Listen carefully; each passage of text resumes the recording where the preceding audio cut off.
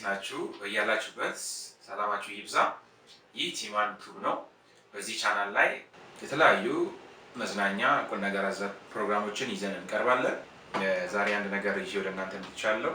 በተለይ ለወጣቶች የተለያዩ አይነት ታለንት ኖሯችሁ ግን ወደ ሚዲያው ዓለም ለመውጣት አቅም ያጣችሁ እንደዚህ ቢሆንስ ብለን በማይንዳችን ማሰብ እንጀምራለን፣ ማሰላሰል እንጀምራለን። እንዲህ ቢሆንስ፣ ጀምሬ መንገድ ላይ ቢቆምስ፣ ቢከስርስ፣ ለዛ ነገር ዋጋ የማይሆን ዋጋን ቢከፍልስ የሚል ነገር ወደ አእምሯችን ይመላለሳል። ያንን ለመገደብ የመጀመሪያ ፍርሃትን መስበር፣ ከዛ ደግሞ ወደምትፈልጉት ዓላማ ወደምትፈልጉት ግብ ለመድረስ ያለምንም ተስፋ መቁረጥ፣ ያለምንም ፍርሃት፣ ያለምንም ድካም መንቀሳቀስ ያስፈልጋል ማለት ነው። አሁን ከዚህ ሰዓት ጀምሮ ልትጀምሩ ያሰባችሁ ነገር ካለ፣ ያቀዳችሁ ነገር ካለ ወደ ስራ ቀይሩት፣ ጀምሩት።